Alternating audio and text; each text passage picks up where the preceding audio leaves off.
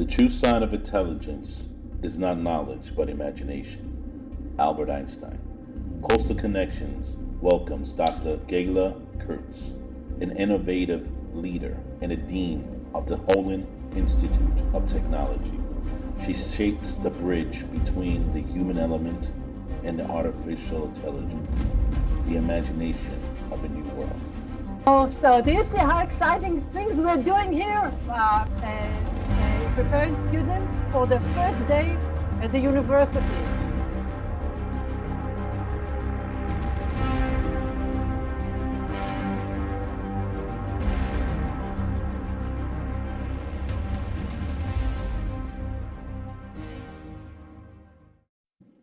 Hey guys, welcome to Coastal Connection. Hey, we have Gila Kurtz, the dean of the Holon Technology Institute in Israel. She is all about technology.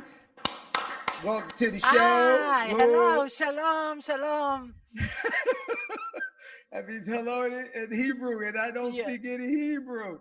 Hey, the one thing we all want to talk about these days is technology and artificial intelligence, and our robots going to replace people. If you watch a lot of the commercials in America now, we have medical institutes that have the robot in the hospital talking, walking up and delivering messages to patients.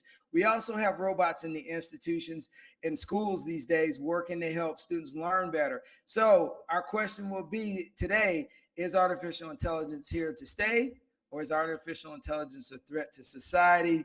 We will try to answer that question with Dr. Gila Kurtz from Holon Institute of Technology. Gila, welcome to the show. Thank you for having me. All right, so can we get a little bit of background on you? Because, I know your past because I actually was one of your students many years ago when you taught distance learning. And I'd like to know, a little bit about your background because you used to be a soldier before you were a dean. So can you give us a little background of your journey prior to you becoming the dean? Sure. Well, I was born and raised in Israel. And when I was in the army, I was a parachute folder and I jumped from airplanes and and it was really fun. I don't know, you should try it. And I did my PhD here in Israel, but then I moved as a visiting scholar and teachers abroad. I was in University of Michigan, Berkeley University, Syracuse University, and we met at the University of Maryland, University College, where I was an adjunct professor. I was developing courses there and taught from a distance. And I think you were in Iraq when I was in.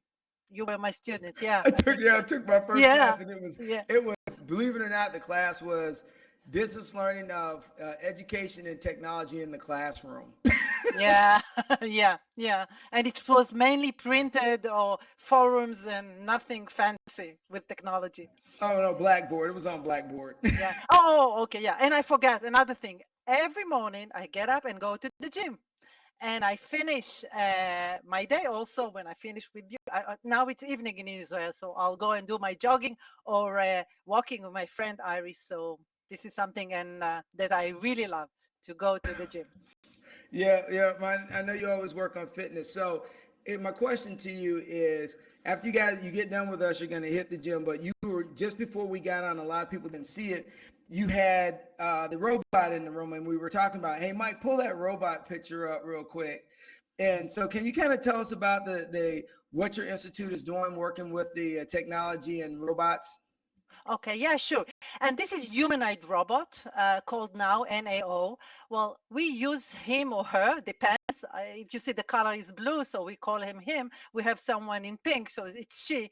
And we use them to assist teachers to teach or assist elderly. For example, there's a clip that you can show later where we used it as in a game play of training. So sorry, something in my computer. Wait a second, missed you. Uh, okay, yeah. So we use it as an assistant, as an instructor that help teacher. Oh, this is from my room. Yeah, right. He's now doing. He's helping the teacher, so he will not replace the teacher. This is very important to understand. He will not help. Or we have another project that we help elderly to know how to use the social networks. So he will be kind of the grandson and help the his grandfather how to use the internet. And so now he's doing push-ups, and actually I do push-ups with him also. We heard about that. Yeah, we heard that you do push-ups with you always teaching them how to stay fit. But Yeah. how did you get into technology? I mean, because you were a parachute rigger, as we call them in the Army, and then Oh. you left from being a rigger to being a dean. And what made you migrate over to technology? Because I'm sure that wasn't your first choice. Was it education, and then you got into technology? No, it was not education at all. I don't have a degree in education, though I'm the dean of instructional technologies faculty. I love new things. I like it when I don't know what to do. I like innovative technology or even disruptive technologies when you don't know what to do. And this is where I flourish. I like okay, let's see, what can we do with this? So we all know the teacher that stands and, sage on the stage, kind of talking. And I really I'm looking for new ways using technology to learn, to teach, to train. And for example, I was one of the first researchers that used a social network as a teaching mean. You understand? A closed group in Facebook. So I like new things that I have to learn about it. So this is me. And and it's funny is that a lot of people shy away from the social network, but I think because of COVID, it forced more people to have to get on social network, and it's really improved the education. But there were a lot of hard. So you're in Israel. So and you're a dean of a university. So what were some of the challenges your university had to deal with? Because in America, our biggest problem is bandwidth, and certain areas don't have the bandwidth to be able to use technology. So, during their time in COVID, what were some of the challenges that you faced as an institute in Israel? Well, I have to develop it. Institute is something else, and faculty is different because we are used to teach from this, and we know how to use technologies, all kind of technologies, new technologies, also AI. So it was easy technology-wise to move to the distant. But the challenges, again, the challenges were not technology, were of humankind. We want to be together, and we were isolated. So when I teach undergraduate, usually I meet their parents, I see their rooms, and when I teach a graduate, I see their wives or husband and children. And so it's not the technology; it's the way we need to teach and learn. Being isolated, it was really hard, and still hard to be isolated. So right now, currently, are you guys full capacity in the classroom again, or are you guys still like 50-50? Oh, and this is what happened after 2 years of learning. We developed a very unique hybrid model that combined face to face and a distance. So, for example, if you're a fresh student, kind of first year, you are more in the campus and less from distance. If you're in your last year in the graduate school, you almost don't come to the campus. So we use it hybrid, and also when we decide to teach in campus, usually it's the more of teamwork classes, not the theoretical classes. Like I teach digital orientation. There's no need to come here. I teach it from a distance. So you understand? So I'm very proud of the model that we built here. Right. So the model that you built. So is it the same for undergraduate as it is for a graduate student, or is it a modification? Or are they? Modification. Every year it's a modification, even by years modification and by content also. So we look at the students also, and we give the student the option. By the way, in all of our classes here in the campus, I'm now in the campus, we have equipment for broadcasting. So we have live face to face, and we broadcast it and record it. So we have all the three options. Okay. Did you have to? Okay. So the question I have is, did you have to buy new technology when COVID started for the university? Yeah, They bought it. A lot of money it cost. Yeah. You made I didn't somebody pay. happy. Yeah, I know. Well, Yeah.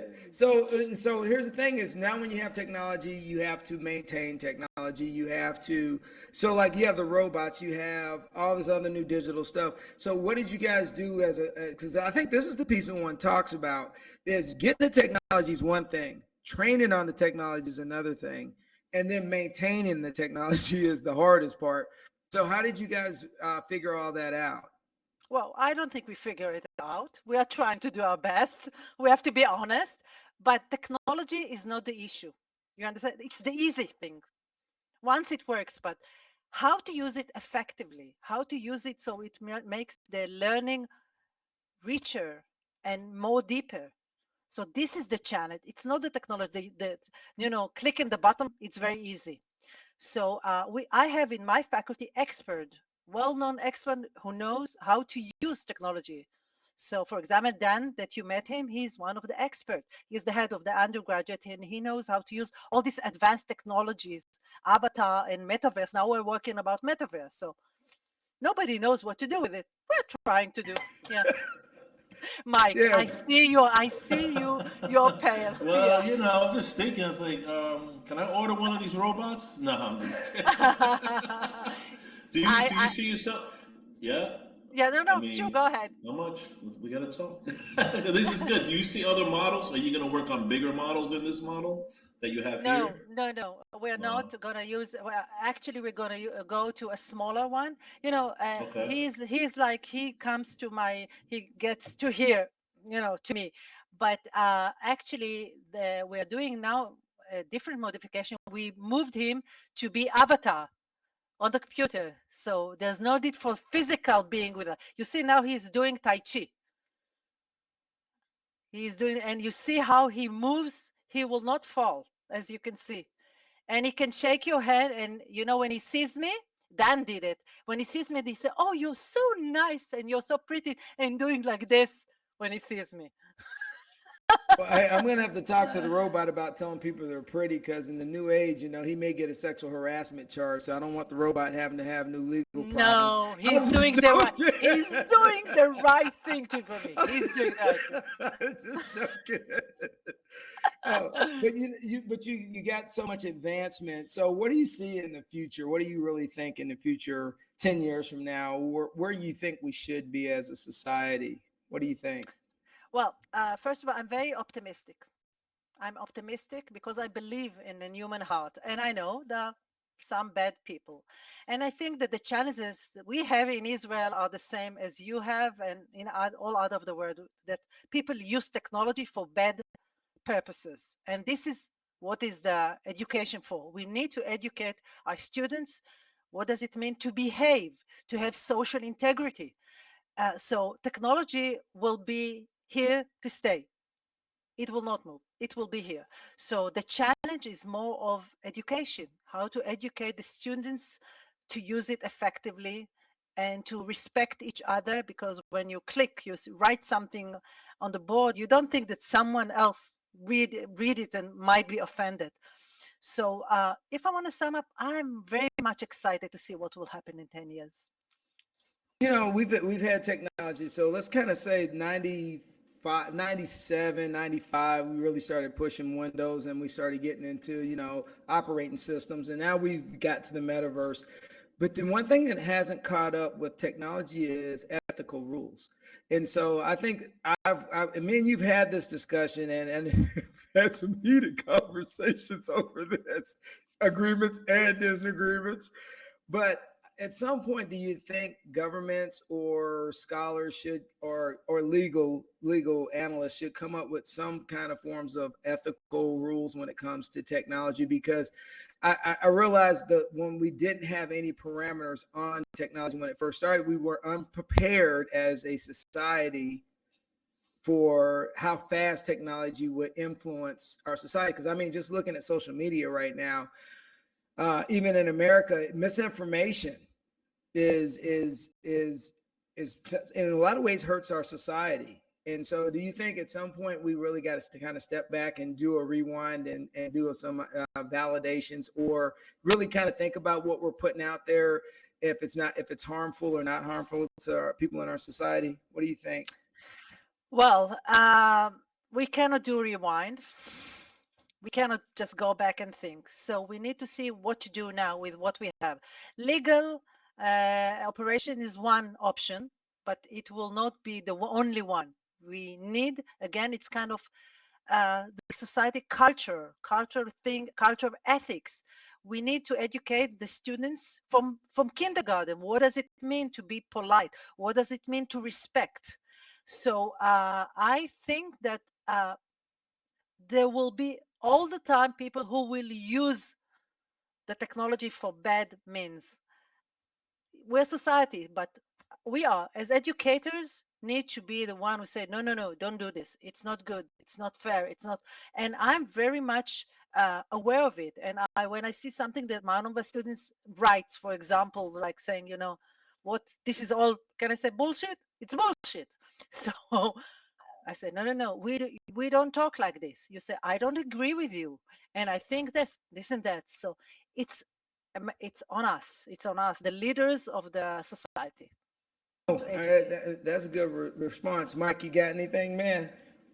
No, this is very informative stuff. We got robots. You're in Israel. That's a Yeah. different time zone, which is cool. And it's just, I didn't know there was robots in Israel like that. So this is very informative. Very nice. Nice Oh, meeting you as well. It's very nice. thank you. Thank you. I really, Yes, yeah, me yes, it's too. very thank you, and it just those robots are cool. I want Yeah. like Oh, I agree with you. I it's love the robot. so Yeah. in tune with everything you tell it to do, and it has its own characteristics and stuff like that. Because I don't really play with robots. I wish I did. I mean, I want one. Yeah, yeah, I think you're right. It was love first sight. I went in the hall here and I saw him looking at it. He said, I want him. So I went to the president and I said, I want him. He said, okay, you'll get him. Anything you want. Yeah, I'm the dean. No, no, he doesn't do. But he's nice. He's cool. The president is really cool. So as we get ready to look to the future, and you got a grandson now. So what would what are your parting words or wisdom are you going to give him now that you were actually one of the few pioneers, educators, even though you may not ever want to agree with that, but you are one of the people that write about technology for globally, not just for Israel. You visit the United States. You've spoken at my alma mater, Georgia Southern. You've spoken at several other universities, definitely on the New York side because you love New York, and Yeah. and you in Europe, and you're constantly being a keynote speaker in Europe at universities and conferences about technology and the impacts and influences. So if you have any parting words that you were going to have to kind of leave your grandson, what would you kind of tell them about technology, since you were like one of the pioneers of the modern era? Because really, if you think about it, even though the Windows started in 90 and we had 95, we really didn't get into the technological age till like 2007, and it shot like a rocket from 2007 to now. Well, I know that I will tell him, don't forget to leave technology and hug. Just give simple hug with no technology, nothing. Like I want to hug you both, but I can't. I mean, these are my hands, but I can't. So even with the metaverse, with my avatar, nothing will replace the face to face, and nothing mediates between us. So I do hope that he and every child will understand that nothing replaces the real connection, playing in a with all this stupid stuff, and and you can use the pen. You don't, and I don't write, almost don't write, but sometimes it's nice to write. So technology is not everything. It's important, but it's not life. Oh, so what you're saying is it's a little bit of old habits are good. Yeah. Like actually picking up the phone and calling someone instead of texting them all the time. Oh, yeah. Well, yeah, sometimes, yeah. But being together in the same physical space, this is what important. And we forget it because it's very easy like this, we will meet through Zoom and everything, Skype, you name it. Don't do it. It's so important. I know that. Well, we appreciate you coming on today. You rocked it. And honestly, talking about technology, the robot, and where you're going, you are like one of the most smartest people I know in the world when it comes to You too. technology. You too. I must say that when you were a student, I said, okay, to my dean, I said, he is something, this guy. Hey, I tried. But Gila, we appreciate you coming on, and nothing but the best for you. And as me and Mike always say when people come on our show, keep it